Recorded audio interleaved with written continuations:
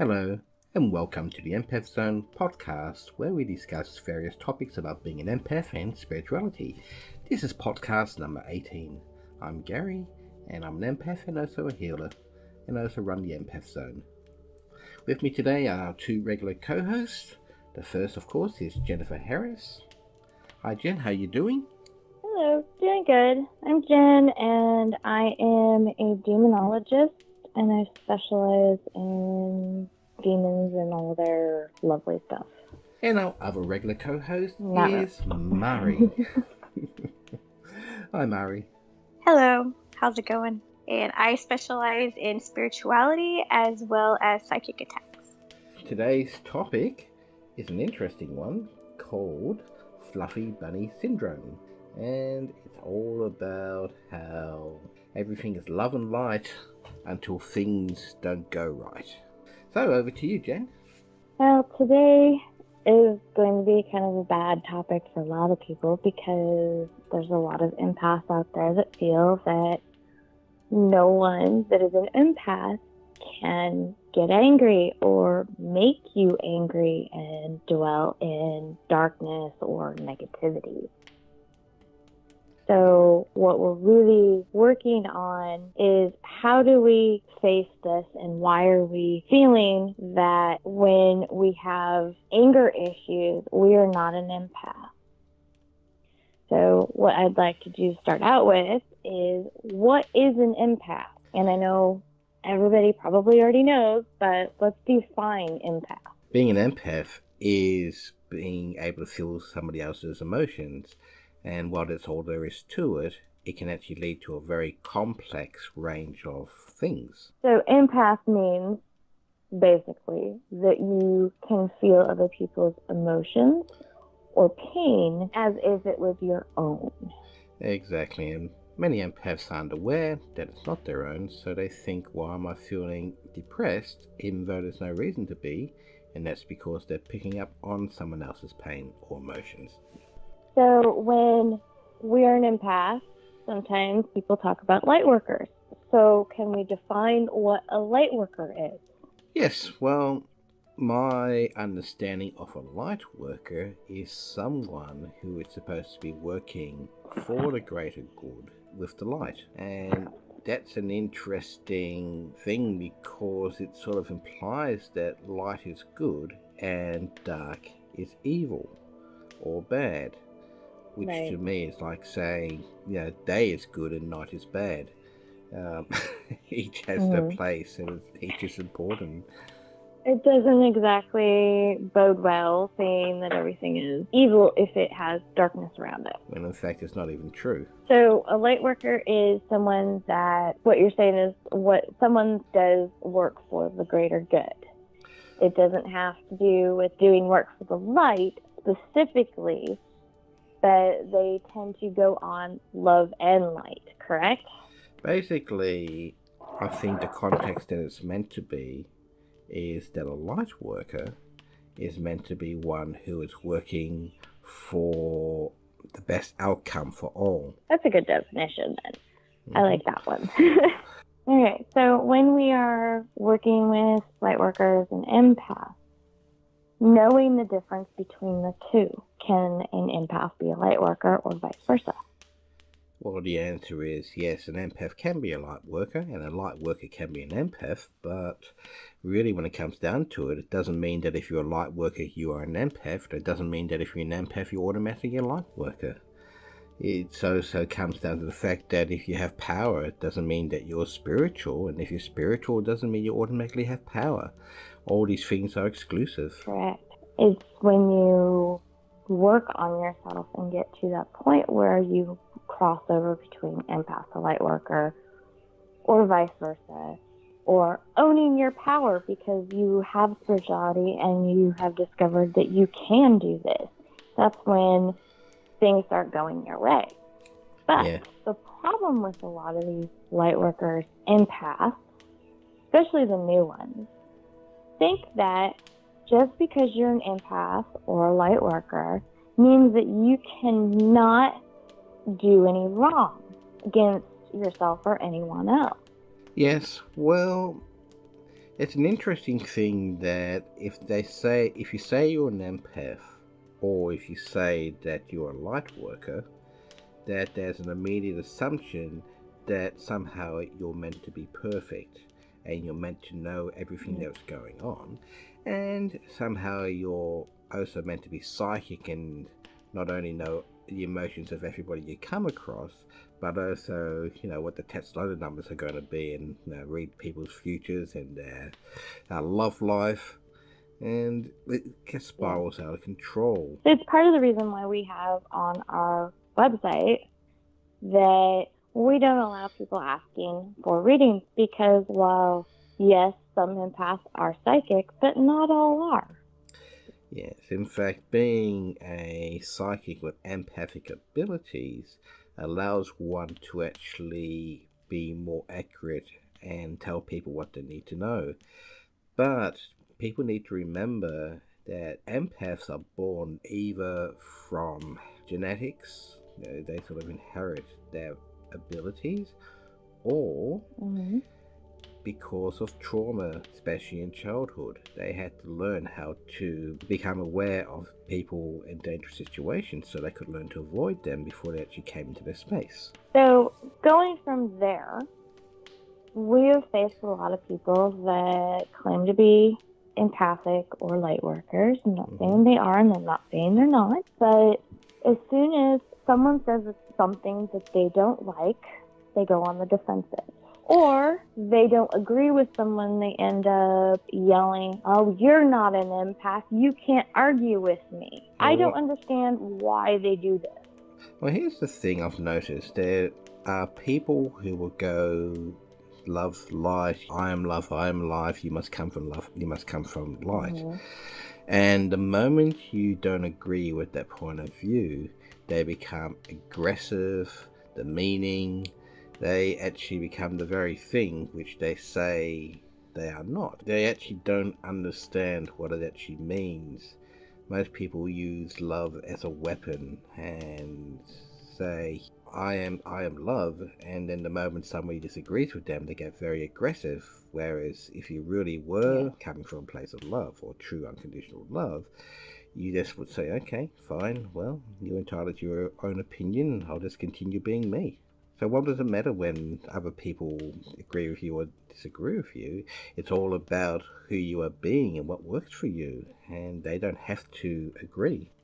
So when you cross over that line of accusing somebody of something such as, "You're no empath because you didn't agree with me," wouldn't that be pretty much you becoming what you say that they are? So who are you really mad at? Are you mad at that person? Or are you mad at yourself because you've allowed that to happen? Yes, well, that's pretty much it. You have allowed that to happen. Yes, because they're getting mad at the fact that their ego is being challenged. It's nothing to do whether they're right or wrong. It's more like, if you're not agreeing with me, then my ego is going to get its back up and say, well, how dare you not agree that I am right? They're not interested in actually whether they're true or not. They're more interested in actually showing they're right. So when we cross that line of, well, I can't face this negative emotion because I'm an empath, because obviously you're putting that same notion on yourself that you are other people, then it becomes not facing your anger or your emotional issues, but also not facing your physical problems because you think it's all spiritual. That's an interesting way to put it. I would say that's almost a separate topic here. But yes, in the context of the fluffy bunny syndrome, they want to be in denial to what is really going on and making it into something that it may not be. Therefore, they can evade the reality of dealing with things. Like if you've got a physical problem, so supposing you're getting something like a pain in your chest and your arms, and you might well be having a heart attack. But people might say, well, this is not a physical problem, it's spiritual, and maybe I'm being attacked, or maybe someone's trying to bind me. So they start to look for spiritual answers when the first thing you should be doing is going to the doctor or an emergency room to make sure that everything's physically in the clear. And once that's been done, then you can start to look at if it's a spiritual or psychic matter. Mm-hmm. When it comes down to it, you need to make sure that you have taken care of your body, because your body is what you're using and things go wrong with the body. And while there is truth to the fact that all your physical ailments may begin from your emotional side of things, it does not follow that it's immune to physical stuff if there's spiritual stuff. So if you're in pain or if there's warning signs that the body's about to fail, get it taken care of. Deal with the physical first, and the spiritual you can take care afterwards. Because I noticed a lot of people, they're the fluffy bunnies, they want to be perfect. And so their bodies can't be perfect, but they want their bodies to be perfect because they have to maintain a certain demeanor and physical stance in things. And so I had a friend that she was such a fluffy bunny that she literally was having issues spiritually, but she was having so many physical problems, including seizures, and she would refuse to look at the physical problems because she had to be perfect. Because she was a light worker, she was an empath, she had to be this great savior, but yet she was not saving herself because she figured she was under psychic attack all the time. And that's quite possible. But the thing is, the attitude towards light workers and towards empaths put an enormous amount of pressure on people who are actually genuinely empaths and light workers. And they are expected to be perfect. They're expected to always have all the answers. And if they don't have all the answers, then people get not only annoyed and irritated, but start to say, well, I guess you're really not those things you claimed. But no one has all the answers. It's an enormous amount of pressure. I get a lot. People know of what I can do, and they somehow assume that because I can do certain things, I can do everything else, which is of course rubbish. I've never claimed to have all the answers, and God help me if I did have all the answers, because that would not only be an enormous burden of responsibility, but it wouldn't work because everyone has their own truth and reality. Well, I've noticed a lot of things that, or a lot of times, people would come to me and say, I didn't think Gary could even know curse words. I didn't think you would even use that language because it was not part of your vocabulary, type of a deal. And I say right now, Gary curses like a sailor. Yes, at times I will, especially when I'm frustrated. And, even Gary, that is controlled, and myself even, we look controlled in everything that we say and do. We control our emotions. We control how we say certain words and how things come through. But that doesn't mean we have complete control of every aspect of our lives. Yeah, we are human. We fall apart once in a while. I get frustrated. I curse. I have moments where I'm just like, screw it all. I don't want to deal with it. Yeah, exactly. In fact, we all have meltdowns from time to time, and you need it because the pressure we are under is enormous. It's not just the fact that we help people, but we go through a lot of spiritual crisis quite often, considering the work that we're always doing. The other thing that people don't think we have is a sense of humor. They think that we don't make jokes. But I find that if you start using humor in spiritual stuff, then people get very offended or they take you completely seriously. Yes.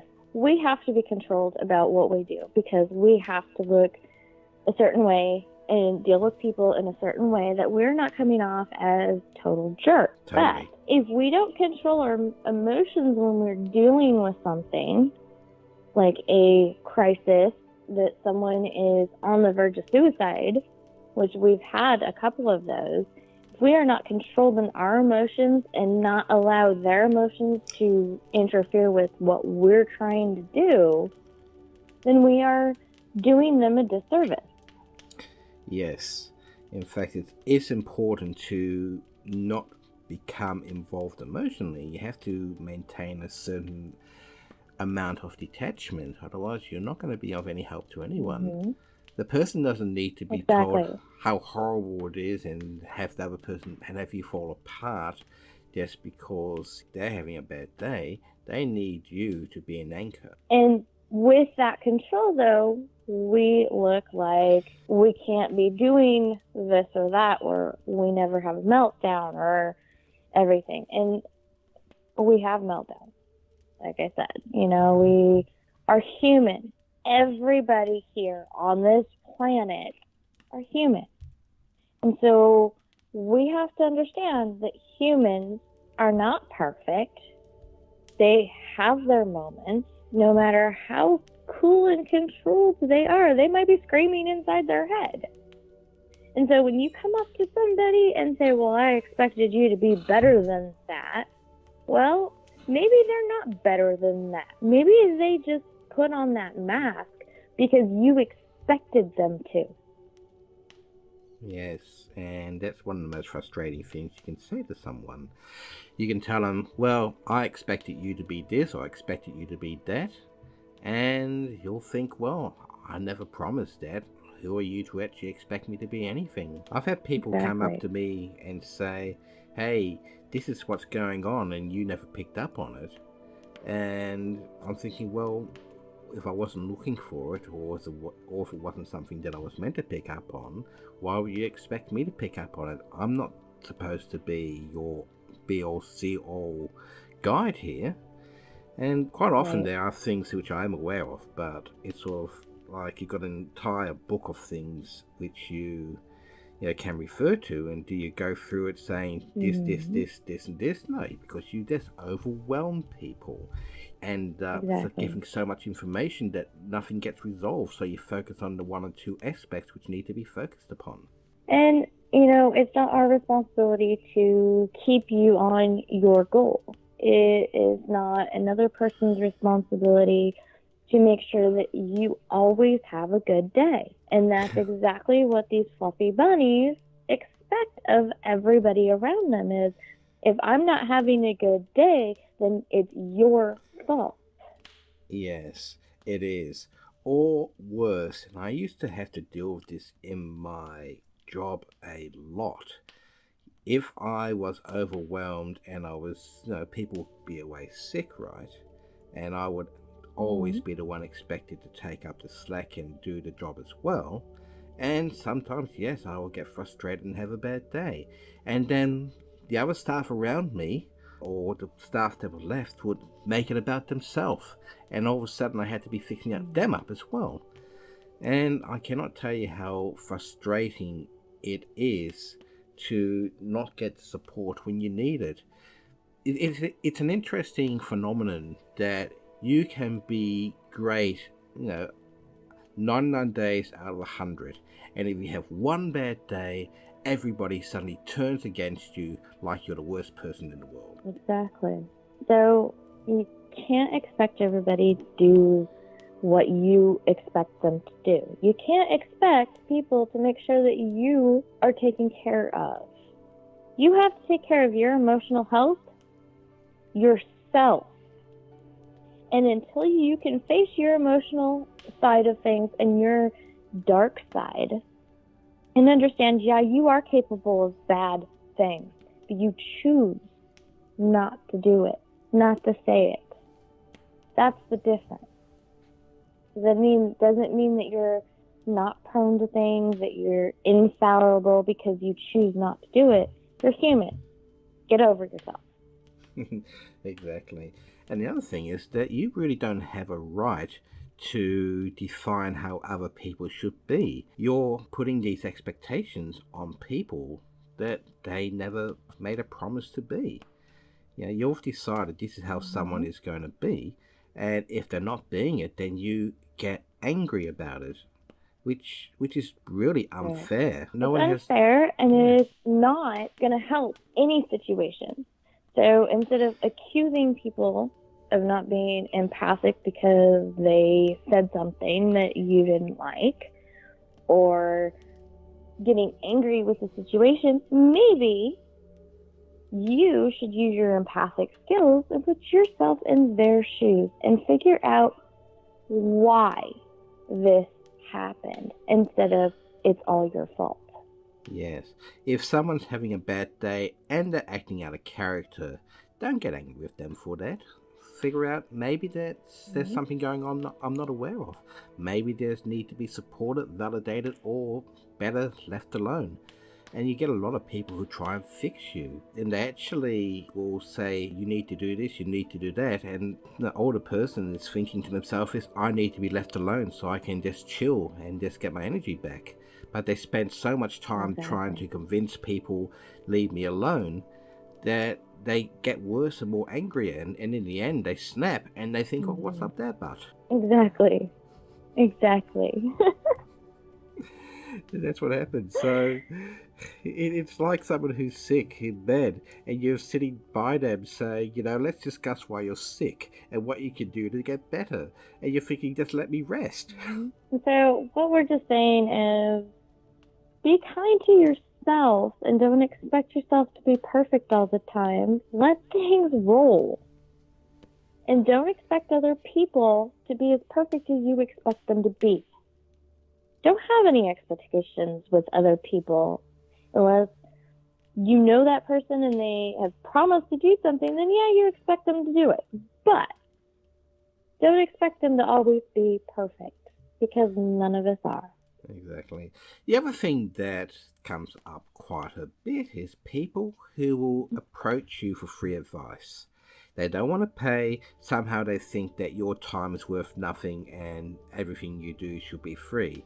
And so, you think, I'll give them some advice. I'll give them a free session because you want to help. And you tell them, this is what you need to do. And then they go and do the exact opposite. Like, one of my standard pieces of advice is that coming from a place of compassion and love, it's going to do a lot more to resolve things than coming from anger, resentment, and being a victim. And most people don't get it. They seem to think that they would rather be angry and they want to destroy anything that is in their way. Which, by the way, a lot of light workers do, which is completely contrary to what a light worker should be. They call themselves light warriors without actually seeing where the contradiction is. But I digress. And then so but you say, they also go around and blow up things like they have to destroy demons, and it's like you're not supposed to destroy things. That is not the point. No, exactly. And so you decide, okay, I'm giving this person my time. They've ignored me, and yet they're insisting that you keep on helping them. And they're not offering anything in exchange. It doesn't have to be money. It can be in service. It can be support back. It can be anything. But no, they keep on saying, have some empathy. You're not very empathic, are you? I'm thinking I'm empathic enough to know to avoid you. I love the one that when you take somebody and ban them from the group because they decided to just go off on someone, it's our fault that they got banned. And apparently we're not empathic because we ban them. Yes, well, banning actually is a very hard thing, especially for me, because you're fully aware that you're going to upset and possibly hurt someone. But that's why we have to put up a million rules saying if you do this, if you do that, then these are the consequences. And I have a very general philosophy. Be nice and don't invalidate. And most people can't seem to get that. So you have to then put in all these rules to say, well, if you do this, if you attack someone, and if you decide that you're the one who's always right and you belittle people for their beliefs, then yes, you are going to get banned. We're not going to ban you just because we feel like banning you or we don't like your name. Exactly. In We have fact, to be nice to each other. we are very tolerant. We have to be tolerant. We want people to be able to express themselves.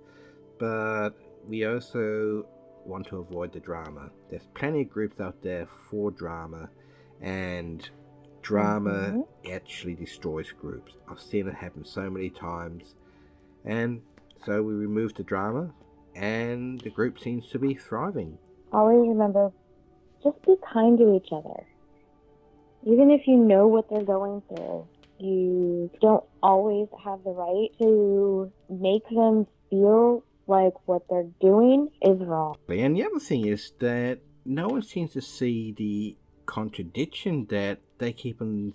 People say, I'm love, I'm light, I'm a light worker, and then the moment things don't go their way, they become very aggressive. Actually, it's the very opposite of what they are being. Mari, when we're talking about fluffy bunny syndrome and denying their darkness, what could happen to someone that denies their negativity and darkness? That's a really good question. With fluffy bunny syndrome, if all you do is stay on the positive and deny anything negative, you kind of stay at this stagnation point. So let's just say you have to work on something that's happened in the past that was negative. So instead of focusing on that, now you just stay in this whole light and fluffy unicorns and rainbows kind of thing. And you just avoid anything negative. I mean, anything and everything. So you can't be mad, you can't be sad. I guess frustrated is another one, anxious, any of those things. So you just stay in this pseudo state of love and light, quote unquote. And that's very detrimental, especially to one's psyche. There's just no way you can maintain that for like ever. So when you say pseudo, you mean that they're pretending that they're only there, or is it just like a second shield on themselves or face for them?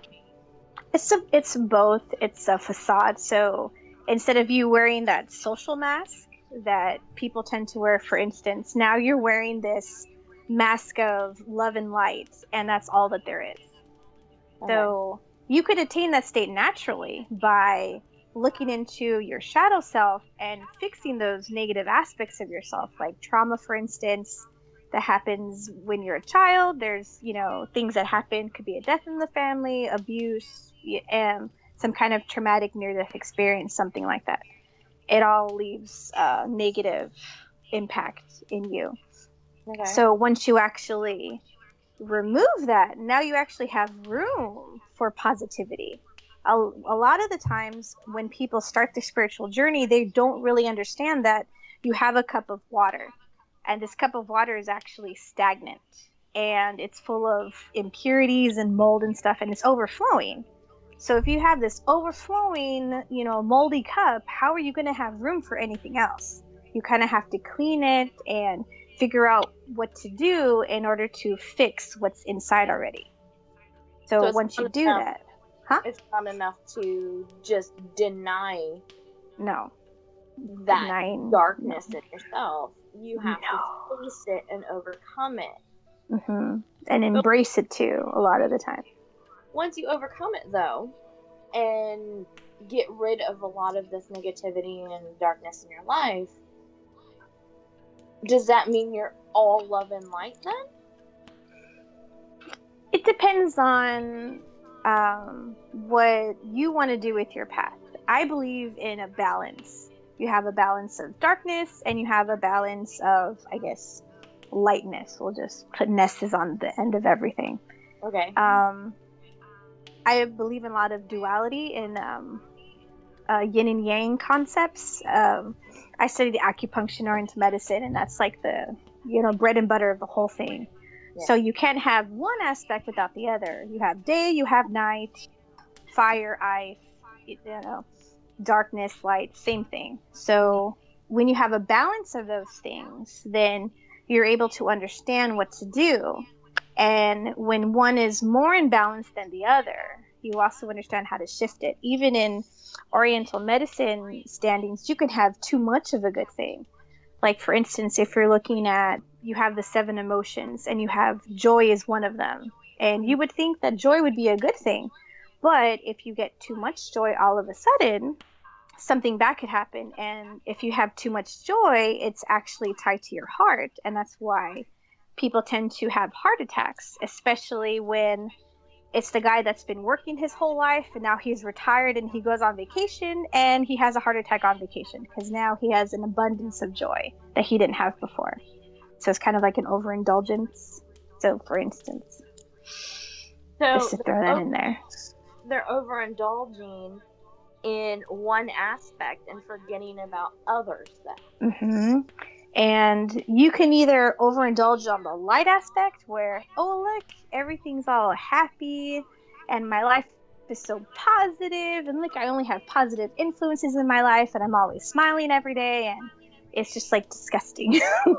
I mean, I know a couple people that do that and they come off as fake, but they really truly believe that they're only happy and they're only positive and that's the only things they're getting in their life. And that's totally cool and that's totally fine. But when things are falling down, around them, like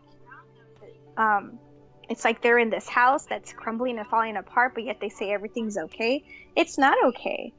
You have things every day that happen that's aren't cool. I mean, being a human in this experience, it's not all that great sometimes. You're going to be frustrated, you're going to be upset, and at the same time you're going to be happy and you're going to be all, oh, this is an awesome day, but not all. So what does a person learn, or how does a person learn if they don't have anything go wrong in their lives, or they think that everything has to be 100% puppy dogs and rainbows? It's all about a matter of perspective. So if you're looking at life and see as even bad things are positive things, that's great. And then that's how you overcome that thing. But if you're not even noticing those adversities in your life and you're just ignoring them, eventually it's going to pile up. It's like you're in your house and it's starting to get full of trash. And you're like, oh no, everything's fine. And the trash keeps piling up. Eventually, it's going to become so overwhelming that you want to stay in the positive, but these different things keep building up. And if you keep building up and you aren't recognizing them, it'll manifest physically.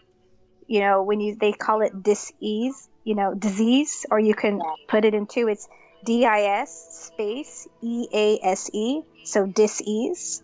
So you can manifest in things kind of like tumors, cancers, some kind of chronic illness. That's what happens when you don't focus on those things. And eventually your body will make you focus on those things. Or you end up with a situation like hoarding. Oh, yes.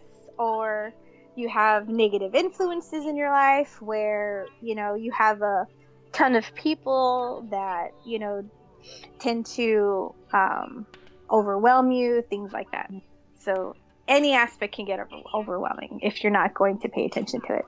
If you're just focusing on the light, and that's it. But it's about balance. It's definitely about balance. And embracing both sides. Mm-hmm. I embrace both sides. I like being happy. I like being angry, but it's all a matter of temporary states. So if I'm going to be angry, I'm going to be angry like, a minute or so. If I'm angry for an extended period of time and I overindulge in the anger or in sadness or anxiety, then it becomes an issue. So it would be like the 7 deadly sins in a way, because you're dwelling too much on it. Mm-hmm. It consumes your life. Yep.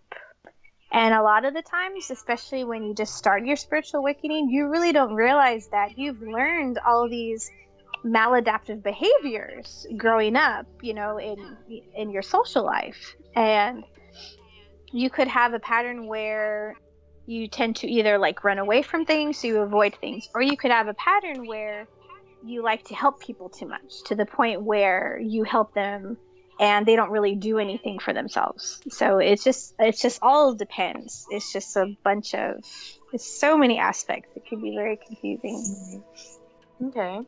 Well, I agree with that. It makes a lot of sense. And people who try to repress the negative or the positive go out of balance, and that causes a lot of psychological and emotional trauma and issues in the long term. They become basket cases emotionally. Yes. Mm-hmm. And that's how anger creeps up on you. You don't recognize anger in any form, and then all of a sudden you're pissed off and you can't control it because you have never allowed it to surface. You've denied it till it became its own beast. And then you explode and you have no idea why.